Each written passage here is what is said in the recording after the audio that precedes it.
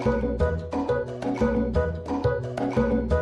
demigods, mortals, and monsters, it's your girl, the DemigodLover, here to discuss episode 7 of Disney Plus's Percy Jackson and the Olympians. From the perspective of a book fan, of course, which means it was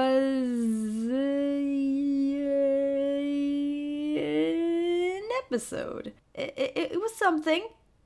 I'll give it that, it really was something. I'm trying to figure out if I'm petty enough to let one bad scene ruin the episode for me, and I honestly don't think it's up to me. The entire episode, which admittedly was mostly good, was leading up to this scene, which flopped. The build up to this scene, even just like the wide shots of the underworld, were 10 times better than the actual scene. But for now, let's go through the episode in chronological-ish order and sort of understand what we're up against here. To start, before the actual episode did, the context from the episode recap was actually pumping me up a lot because they were talking about Cronus and everything, and I was like, oh my gosh, they're gonna reveal like the whole story of the whole series, and I was really excited. And they did. I don't love how they did it. Or I guess I just don't love one character from how they... I legit thought that the Krusty scene was like some weird dream at first because no one but Percy was there. But in the context of it not being a dream, I don't like how Percy knows what's going on right away. It just makes it a lot less interesting and clever. The slow revelation of how this bed salesman was murdering his victims was really part of the charm in the book, so just glazing past that in the show was a little sad. Not only does it fit well in the form of a TV show, but it's also just better in the book, so I don't get why they changed it. What I think they're trying to do is connect all these smaller scenes, like the scene with Medusa, the scene with Echidna, the scene with Hephaestus, and this scene here, to the larger overarching idea of the relationships that demigods have with the gods, and specifically Percy's relationship with Poseidon. Which is neat, but like,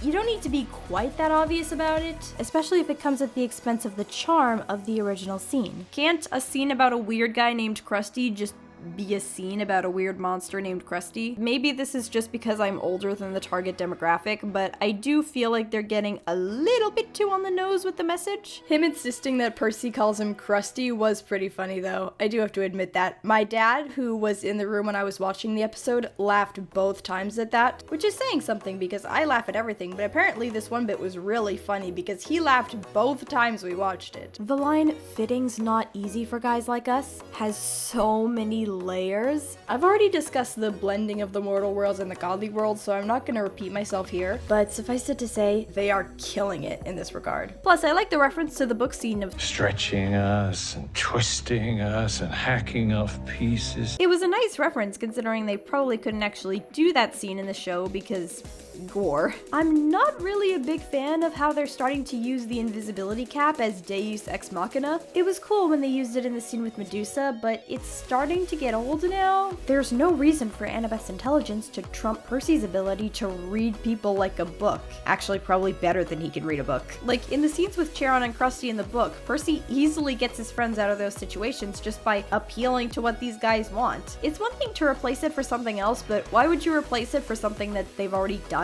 I know that doesn't actually matter, it's a small thing, I just wanted to mention it. Annabeth saying to Krusty that he's lucky they're letting him keep his head has such strong Percabeth battle vibes. I can so imagine them saying this years later after defeating a monster. It's Percabeth battle vibes all the way. Grover staying outside was a good addition. He may be brave, but he's also Grover. Plus, you gotta love Annabeth threatening Krusty after he couldn't keep his mouth shut. Don't make me come back out there. The transition with the doors was good. The first shot of the underworld looked epic, and the music, including the music when they were entering, was killer. It's a little weird to me how Annabeth suggested beating Charon to the gates. Like, yeah, you could do that, or you could just wait 10 minutes for the dead people to pass and avoid getting caught. You're already past the deadline. What difference is a few more minutes gonna make? So Charon lost all form of personality and humor.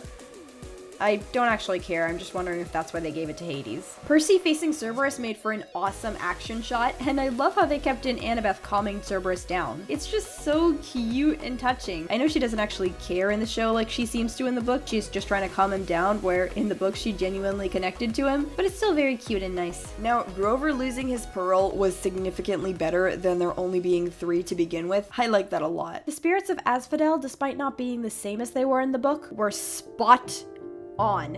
They were creepy, they were awesome, they hit all the right notes. Considering one of the few details we get about Asphodel in the book is that it contains poplar trees, it's a nice twist to have the spirits literally tied down by tree roots. The wide shot of Percy and Grover looked great. They just look so lost and they're screaming for Annabeth. That looked amazing. They really killed it on the CGI here. The music when Annabeth left and Percy and Grover were just running away was so powerful. Can we just have an all-encompassing round of applause for the sound and music team?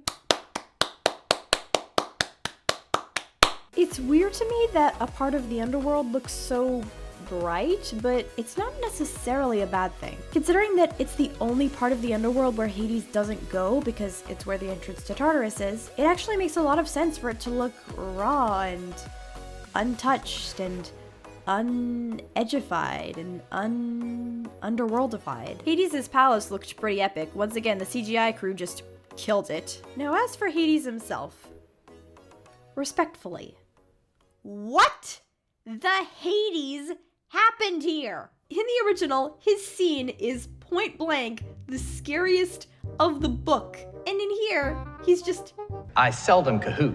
I seldom cahoot. Hades' scene should be point blank the scariest of season 1.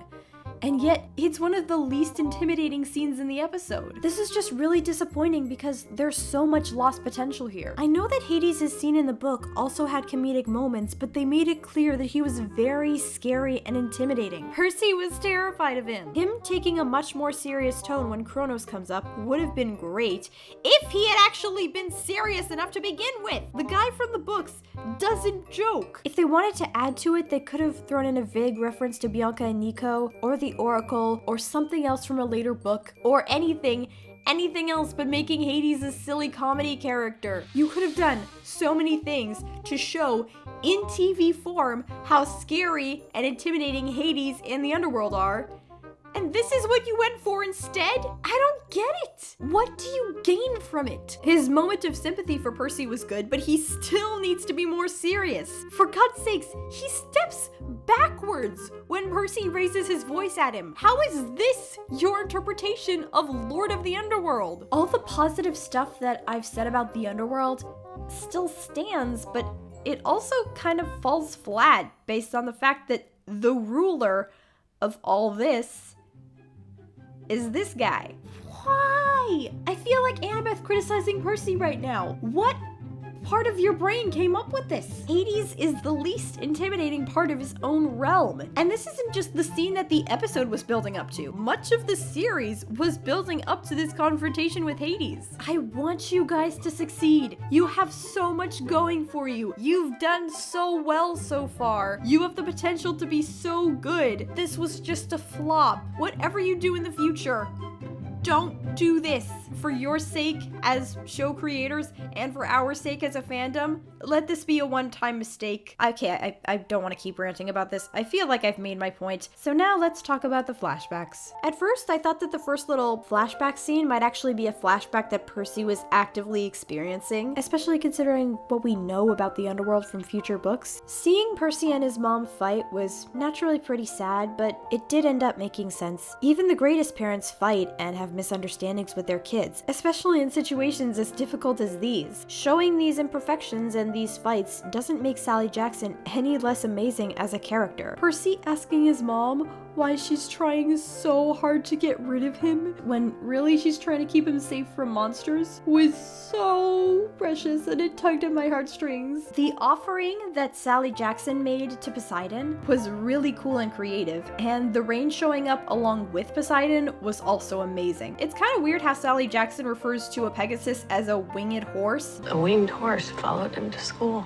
Why does no one in this universe call magical beings by their actual names? It's also a little weird how Poseidon says that Percy's going to go to school and learn things that Sally can't teach him. What things is he referring to? Like how much Percy doesn't belong? How much the world doesn't care about him? How different he is? I don't know if he was trying to imply something negative or if my views of the school system are entrenched here, but like, what do you mean he's gonna learn things that she can't teach him? What useful things do you think he's going to learn at school? Like, honestly, just think about it for 2 seconds. I digress. Riordan was a former teacher, and as much as I despise the school system and the lifelong issues that it has caused me, Apparently not everybody sees the problems with it that I do. I would hope that Percy does, but, we're gonna move on. Still, despite an odd line or two, the scene with Poseidon and Sally, from her wanting Percy not to be taught to be horrible by the gods, to their heartfelt conversation, to Sally confiding in him, to Poseidon looking over at little Percy. I adore this scene. It was amazing. And unlike everything up to this point, it actually reminded me of the Poseidon for the books. Plus, the acting for all three of these people was out of this world. It's almost like they knew how badly they screwed up in the Hades scene, so they wanted to make up for it. I wish I had more to say about the flashback, especially after dragging on the Hades scene so much, but yeah, I really liked it. It's a really great portrayal of their relationship and how, even though they're not seeing each other anymore, Sally can still turn to him in a desperate moment and hope for an answer. He can still be there for her on occasion. She can still be honest with him, and he welcomes that. Plus little Percy just looking sadly at the table and destroying my heart into a million pieces. Percy waking up while Poseidon's monologue ended, and he said that he would be standing right by Percy's side, slapped. That was incredible. That was a really great way to build up the action, and I'm so pumped for his fight with Ares. Speaking of the fight with Ares, screw you people for pumping me up for the fight with Ares,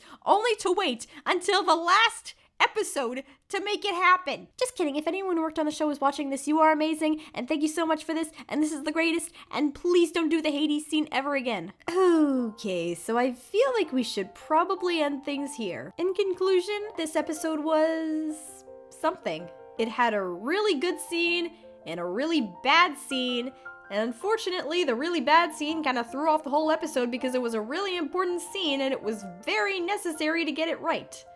So, here's to hoping that doesn't happen again. I hope you all have an amazing rest of your day. I hope and believe that the next episode will be far better than this one. And until then, think happy Percy Jackson thoughts. Like the hug, that was a good one.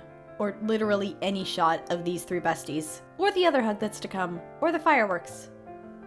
Or did I mention the hug? Until next time, bye!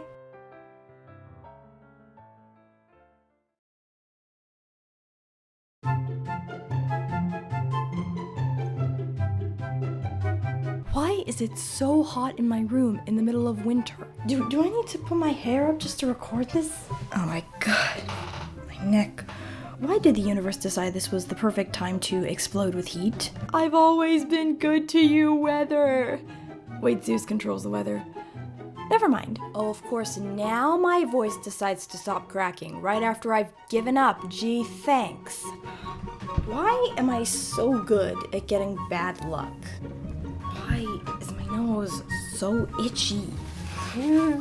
I really hope you guys can't hear my dad snoring in the background.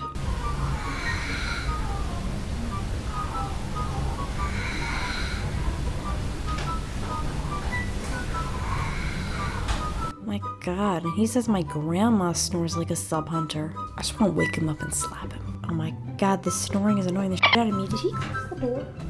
I can't believe he closed the door and I can still hear it. If you have to hear my dad snoring right now, I am deeply sorry.